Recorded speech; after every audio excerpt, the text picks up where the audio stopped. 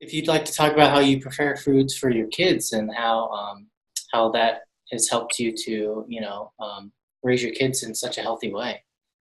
Thank you. I think every mom wants to raise healthy kids. And that was definitely very keen in my mind right when my dad passed away and I was struggling with all those health issues. And I thought, I really don't want my children to experience that. And so I started making my own baby food, using organic food, and using non-chlorinated water. So my kids grew up eating, avocado mashed up as one of their meals, or sweet potatoes just mashed up, as a meal. And so what happens is our taste buds acclimate to what we are having.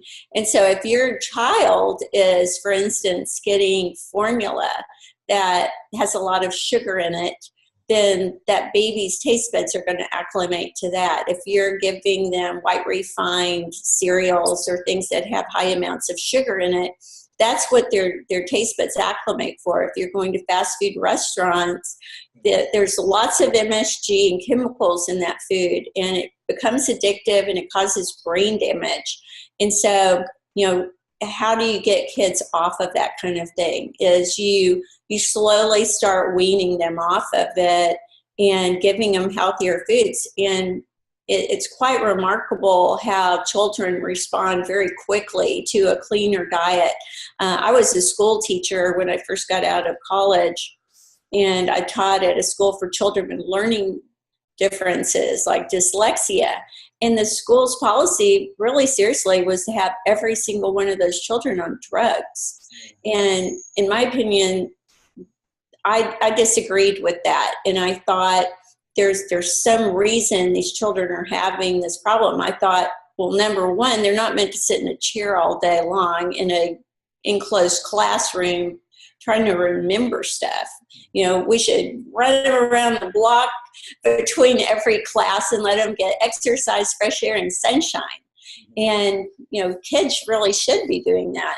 But also the research has shown that these chemicals added to food, like the colorings and the dyes, if you take those out of a child's diet, the ADHD and a lot of these learning problems quite literally improve or even disappear. And children are remarkably better behaved and able to think clearer when they're not on drugs. I also think when we give kids drugs, number one, you're telling them that there's something wrong with them, which I think is very harmful to their subconscious. And then it's also telling them that drugs solve your problem.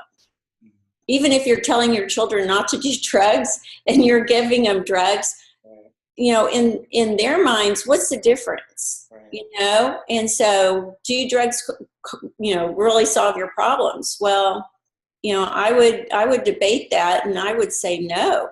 And I would like to address it in a healthy dietary way and also lifestyle with more fresh air, sunshine, and exercise. So, raising your children, they don't listen to you very well.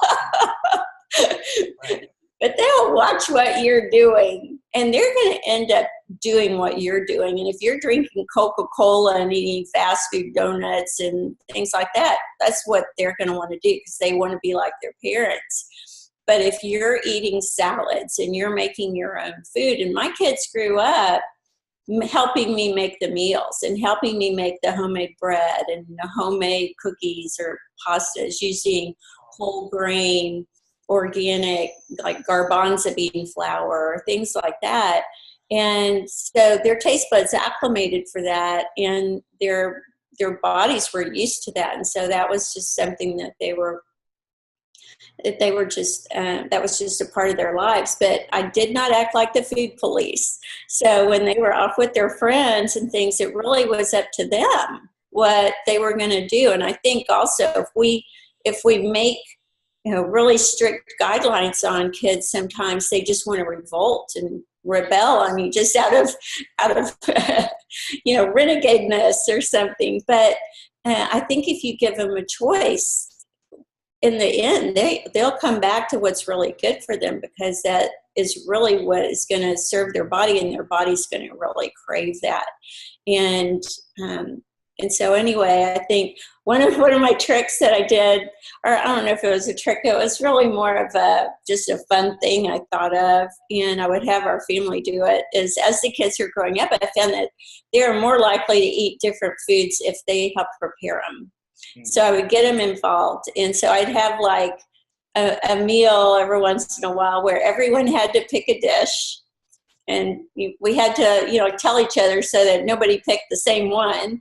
And so somebody would pick a salad, somebody would pick a, side dish or a main dish. And, quite inevitably, my son would always pick something like carrots, steamed carrots or something. But then we'd all go to the store and we get our ingredients. So my kids learned to grocery shop. They learned to look for, quality of carrots or sweet potatoes, or how to pick out a mushroom.